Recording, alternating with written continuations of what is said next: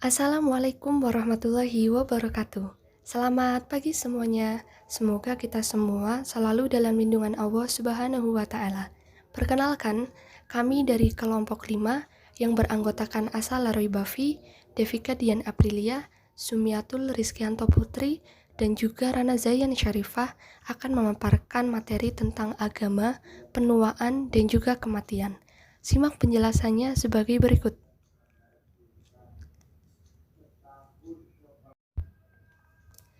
Yang pertama yaitu tentang keyakinan atau keimanan pada usia lanjut. Usia lanjut merupakan usia yang rentan mengalami gangguan kesehatan, baik secara fisik maupun secara mental.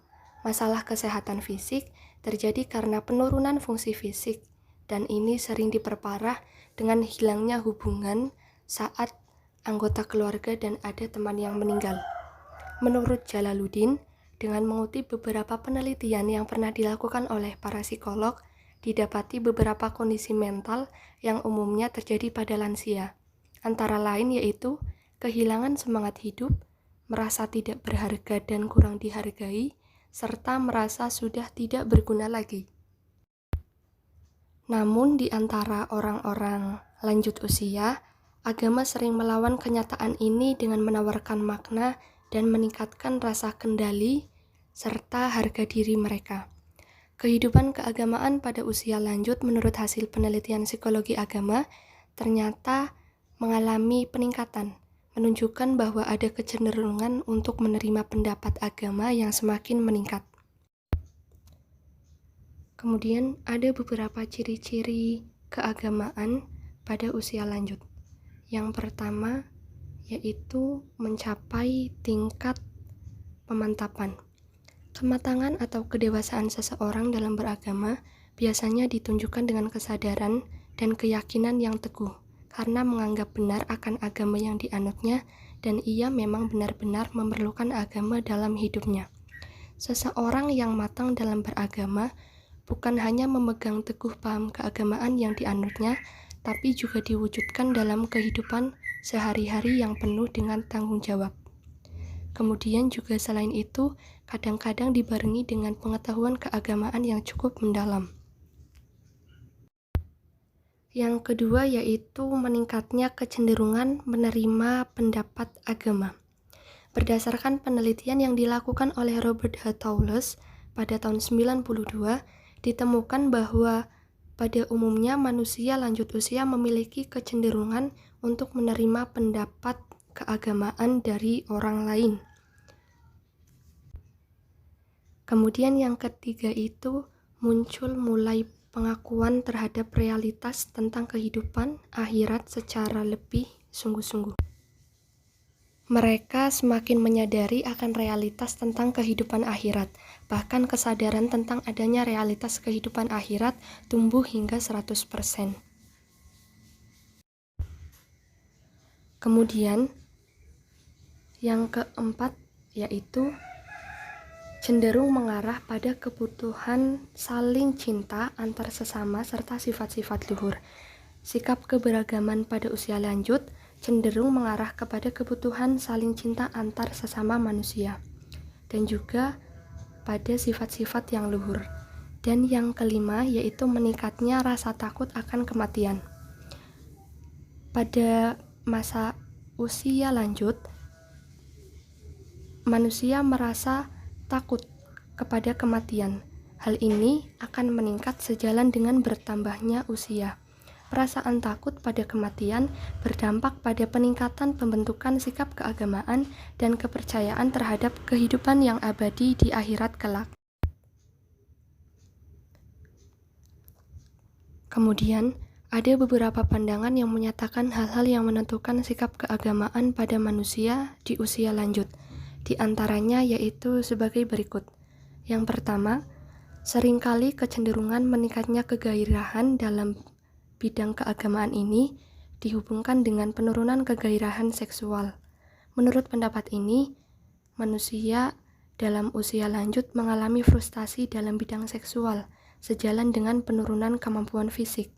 Frustasi yang semacam ini dinilai sebagai satu-satunya faktor yang membentuk sikap keagamaan.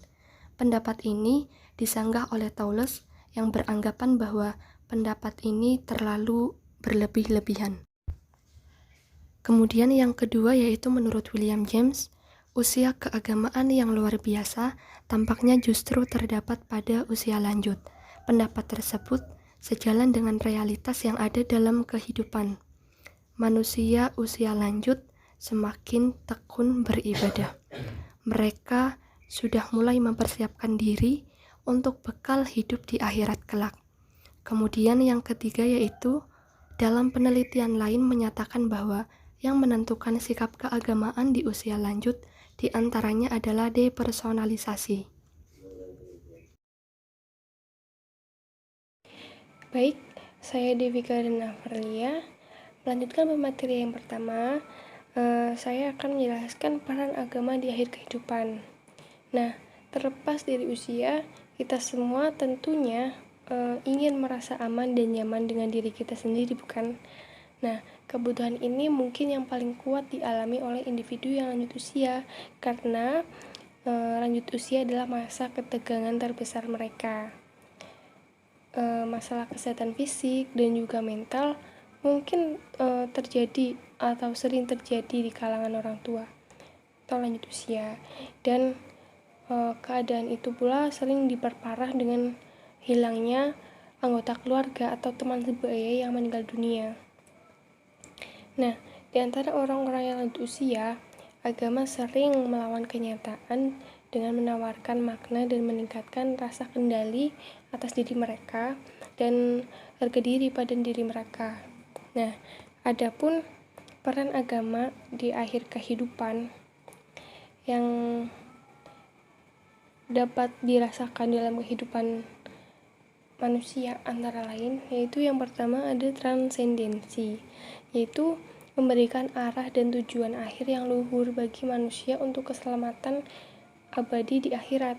Nah, dengan kata lain, transendensi itu merupakan cara berpikir tentang hal-hal yang melampaui apa yang terlihat yang dapat ditemukan di alam semesta. Nah, contohnya itu kayak pemikiran yang mempelajari sifat Tuhan, yang biasanya itu kan dianggap terlalu jauh dan mustahil bisa dipahami oleh manusia kan. Nah, disitulah agama menjadi sebuah jawaban terhadap masalah manusia, karena pada hakikatnya manusia selalu berusaha mengejar keselamatan baik di dunia maupun di akhirat. Yang kedua, edukasi, yaitu mendidik manusia untuk berwawasan dan berperilaku yang religius. Nah, fungsi dari edukasi ini tidak bukan itu ketika agama memiliki peranan untuk membimbing dan mengajarkan manusia melalui lembaga-lembaga pendidikan untuk memahami ajaran agama dan memotivasi manusia untuk membumikan prinsip-prinsip keagamaan dalam setiap sistem perilaku kehidupan. Nah, disitulah agama menjadi motivasi untuk menggerakkan kesadaran manusia untuk berperilaku dan bertindak benar serta baik menurut agama yang diyakininya, apapun agamanya. Karena menurut saya setiap agama itu mengajarkan kebaikan. Yang ketiga ada sublimasi, yaitu berfungsi untuk mengendalikan potensi laten dan sifat buruk manusia agar tidak bermanifestasi menjadi perilaku yang buruk. Nah, agama menjelaskan makna dan tujuan kehidupan. Setiap individu akan bertanya pada dirinya sendiri, untuk apa sih hidup, ya kan? Apa sih arti dari semua rasa sakit, derita, dan kesusahan di dunia ini? Dan secara keseluruhan, apakah dunia memiliki nilai untuk ditempati atau tidak? Nah, tentu saja agama menemukan jawaban atas pertanyaan-pertanyaan tersebut, yang akan memperjelas arah dan tujuan hidup manusia. Jika manusia tidak menemukan jawaban yang memuaskan atas pertanyaan-pertanyaan itu, maka mereka akan tersandra oleh kehampaan dan kesia-siaan. Dan agama telah mempersiapkan manusia dengan tujuan-tujuan luhur dan bernilai bagi kehidupan dan membantu mereka untuk mencapai tujuan-tujuan tersebut tentunya. Yang keempat, identifikasi, yaitu memberikan ciri tertentu bagi para pemeluk suatu agama sebagai identitas kelompok dalam kehidupan.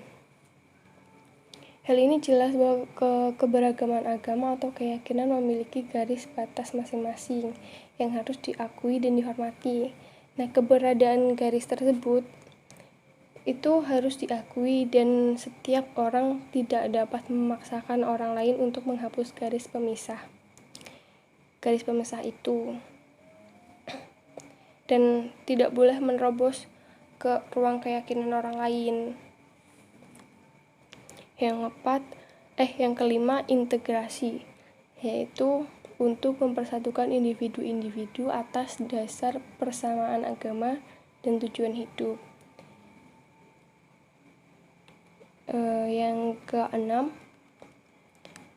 kontrol sosial bagi masyarakat, yang di dalamnya itu menjaga harmoni sosial agar tidak runtuh oleh perilaku-perilaku menyimpang masyarakat dengan cara panduan moral, hukum, dan sanksi. Nah, agama itu juga ikut bertanggung jawab pada keseimbangan kehidupan manusia. Agama membawa norma-norma universal yang mampu memilah kaidah-kaidah susila yang baik dan menolak kaidah yang tabu dan terlarang. Agama juga memiliki kekuatan untuk memberikan sanksi yang harus dijatuhkan kepada orang-orang yang melanggar prinsip universal tersebut dan memberikan pengawasan bagi individu yang lainnya agar tetap pada rel yang seharusnya. Yang ketujuh, memberikan manusia tuntutan dan ajaran hidup, yang artinya adalah ketika manusia tanpa agama itu merupakan manusia yang tidak memiliki tujuan. Dan ajaran dalam agama, manusia itu dituntut agar beribadah dan melakukan kebaikan dalam hidup, baik antar sesama manusia maupun dengan alam tentunya. Manusia diajarkan oleh agama untuk saling tolong-menolongkan antara manusia, saling toleransi dalam menerima keberagaman dalam manusia, baik berdasarkan suku, agama, ras, kelompok, dan lain-lain. Di sini agama juga mengajarkan manusia untuk tidak melakukan hal yang merugikan orang lain maupun lingkungan sekitar. Yang kedelapan, memberi jawaban tentang hal yang tidak dapat dijawab oleh manusia. Nah, agama merupakan sumber tatanan hidup dan pengetahuan bagi manusia. Di dunia, terdapat banyak hal yang terjadi yang tidak mampu dijawab dengan keterbatasan yang ada pada manusia kan. Nah, misalnya seperti pertanyaan, kemanakah jiwa manusia setelah raganya mati? Untuk apa manusia ada di dunia ini? Dan seringkali manusia bertanya, untuk apa sih manusia hidup dengan berbagai cara, namun akhirnya tetap saja mati. Nah, pertanyaan-pertanyaan tersebut tidak sulit untuk dijawab manusia dengan keterbatasan pikiran yang ada. Tentunya sulit ya menurut saya. Agama memberikan jawaban dari pertanyaan yang tidak dapat ditemukan oleh nalar manusia. Agama akan membimbing manusia untuk menemukan hakikat hidup dari setiap manusia. Itu merupakan salah satu dari banyak manfaat agama. Yang kesembilan, mengenalkan pada hal yang baik dan buruk. Karena pada dasarnya manusia itu ingin memperoleh semua hal yang ada di dunia ini, karena manusia memiliki nafsu yang ada dalam diri manusia itu. Segala cara tentu akan dilakukan untuk mendapatkan hal yang diinginkan kan. Dengan adanya agama ini, manusia dapat mengetahui mana hal yang boleh dilakukan dan mana hal yang tidak boleh dilakukan. Aturan-aturan dalam agama adalah mengatur mana hal yang boleh dan mana hal yang tidak boleh dilakukan oleh manusia.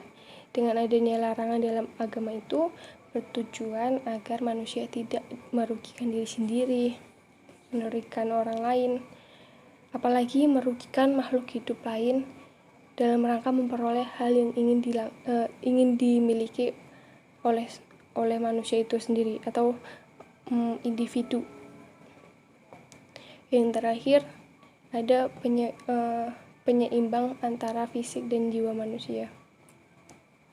Menurut filsuf Yunani kuno yaitu Plato, manusia dilihat secara dualistik yang terdiri dari unsur raga dan jiwa. Kesehatan manusia tidak hanya dilihat dari fisiknya saja, namun dari jiwa. Agama memberikan tuntutan kepada manusia untuk dapat memperoleh ketenangan dan kematangan jiwa ketika mereka itu beribadah untuk menyeimbangkan kebutuhan fisik dan jiwa manusia. Perspektif kematian. Kematian dalam perspektif Islam. Menurut perspektif Islam, kematian dianggap sebagai peralihan kehidupan dari dunia menuju kehidupan di alam lain. Kematian didefinisikan sebagai kehilangan permanen dari fungsi integratif manusia secara keseluruhan. Al-Quran merupakan media terbaik yang paling representatif dalam mengungkapkan perspektif Islam mengenai kematian dan pasca kematian. Al-Quran juga memberikan perhatian yang cukup berpengaruh pada manusia masalah ini dalam kehidupan individu dan masyarakat. Bahkan Al-Quran juga sering menyandingkan antara keimanan pada Allah dalam keimanan pada hari akhir, bahwasanya keimanan pada Allah saja belum cukup bagi individu dalam mewujudkan kesempurnaan mental, ketenangan jiwa, dan kesalehan moral serta perilaku tanpa disertai keimanan pada hari akhir. Menurut para ulama sendiri, kematian itu bukan sekedar ketiadaan atau kebinasaan belaka, tetapi sebenarnya mati adalah terputusnya hubungan roh dengan tubuh, terhalangnya hubungan antara keduanya, dan bergantinya keadaan dari suatu alam ke alam lainnya. Kematian dalam perspektif psikologi. Psikologi sebagai sebuah ilmu yang mengkaji pikiran, perasaan, dan perilaku seseorang melihat kematian sebagai suatu peristiwa dahsyat yang sesungguhnya sangat berpengaruh dalam kehidupan seseorang. Ada segolongan orang yang memandang kematian sebagai sebuah malapetaka, namun ada pandangan yang sebaliknya, bahwa hidup di dunia hanya sementara, dan ada kehidupan lain yang lebih mulia kelak, yaitu kehidupan di akhirat. Masalah kematian sangat menggusarkan manusia. Kekosongan batin akan semakin terasa ketika individu dihadapkan pada peristiwa-peristiwa kematian, terutama jika dihadapkan pada kematian orang-orang terdekat dan yang paling dicintai. Rasa kehilangan bersifat individual karena setiap individu tidak akan merasakan hal yang sama tentang kehilangan. Sebagian individu akan merasa kehilangan hal yang biasa dalam hidupnya dan dapat menerimanya dengan sabar. Individu yang tidak dapat menerima kehilangan orang yang disayang dalam hidupnya akan merasa sendiri dan berada dalam keterpurukan. Berbagai proses yang mereka lalui untuk kembali dari keterpurukan karena setiap orang akan mengalami hal-hal yang unik dan khusus tergantung bagaimana cara dia ditinggalkan. Sebagian individu yang lain lebih memilih untuk tegar karena kesadaran untuk melanjutkan kehidupannya. Perasaan kehilangan akan semakin berat dirasakan jika kadar rasa memiliki itu tinggi. Hal ini terjadi karena adanya kedekatan batin yang tinggi. Kematian juga disikapi manusia mengenai dirinya, sadar bahwa suatu saat dirinya juga akan mengalami kematian. Masing-masing mulai menakar diri, menginventarisasi semua aktivitas dan lakon hidup, mengingat kebaikan dan keburukan yang sudah pernah dilakukan, khawatir akan balasan yang akan diterima di hari kebangkitan kelak. Peristiwa Ini sering dirasakan dan menghantui manusia yang terjadi semacam kecemasan batin. Sebagai suatu ilmu pengetahuan empiris psikologi terkait pada pengalaman dunia, psikologi tidak melihat kehidupan manusia setelah mati, melainkan mempelajari bagaimana sikap dan pandangan manusia terhadap masalah kematian dan apa makna kematian bagi manusia itu sendiri. Baik, selanjutnya yaitu subbab tentang agama dan kecemasan tentang kematian. Nah, dimana sebagai makhluk hidup atau sebagai manusia seperti itu ya, merupakan ciptaan yang dimana memiliki kehidupan terbatas yang akan diakhiri dengan kematian. Nah, sudah disebutkan dalam Quran surah Al-Ankabut ayat 57 menyebutkan dimana bahwa tiap-tiap yang berjiwa akan merasakan mati. Kemudian hanyalah kepada kami kamu dikembalikan. Setiap manusia pasti akan menghadapi kematian tanpa terkecuali, yang dimana tidak dapat dihindari oleh siapapun. Akan tetapi bagaimana, kapan, dan di mana kematian terjadi tidak ada yang mengetahuinya. Sebagai misteri ilahi dan rahasia ilahi seperti itu ya. Seiring bertambahnya usia, terutama pada masa dewasa, kesadaran terhadap kematian meningkat. Kecemasan terhadap kematian adalah suatu emosi yang kompleks mengenai kematian seperti itu. Yang dimana meliputi perasaan takut pada sesuatu yang akan terjadi, khawatir, ketakutan yang dihubungkan dengan kematian atau sekarat, pemikiran mengenai ketakutan akan kesepian, yang dimana semakin dewasa gitu ya, kita merasakan hampa, kehilangan objek yang dicintai, perubahan keadaan fisik yang buruk dan proses kematian. Itu yang lebih signifikan seperti itu ya, di masa dewasa. Nah, selanjutnya yaitu tentang religiusitas. Nah, religiusitas ini dapat didefinisikan sebagai tingkat keberagaman seseorang berdasarkan konsep tauhid dalam Islam, yaitu akidah, yang berarti sejauh mana individu memiliki keyakinan dan pemahaman pada rukun iman dan akhlak, yaitu sejauh mana individu dapat berperilaku yang mencerminkan kepatuhan kepada Allah, serta terkait dengan implementasi rukun Islam. Nah, sudah disebutkan dengan memiliki akidah seperti itu ya, konsep tauhid, yang dimana sering disebut juga bertambahnya usia gitu ya, saat pada masa dewasa kesadaran terhadap kematian itu meningkat gitu ya. Itu lebih mutlak, yang dimana dirasakan pada umumnya gitu. Kecemasan terhadap kematian itu merupakan emosi tadi ya, yang meliputi tentang khawatir, cemas, takut gitu ya, yang dimana akan merasakan lebih subjektif seperti itu, karena religiusitas itu menjadi pengalaman pribadi dan sangat sulit untuk menjadi pendekatan ilmu pengetahuan apapun. Maksudnya di sini yaitu cara-cara individu dalam mengekspresikan kepentingan agama dan keyakinannya itu berbeda.